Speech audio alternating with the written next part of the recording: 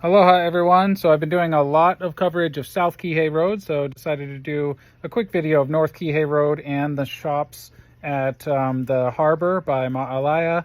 So right now I'm just passing Kealia Pond, and we're just going to go through here. The water is so much higher than it has been recently. This is the one silver lining. One of the silver linings of this flood is that this is going to be full, hopefully for a while.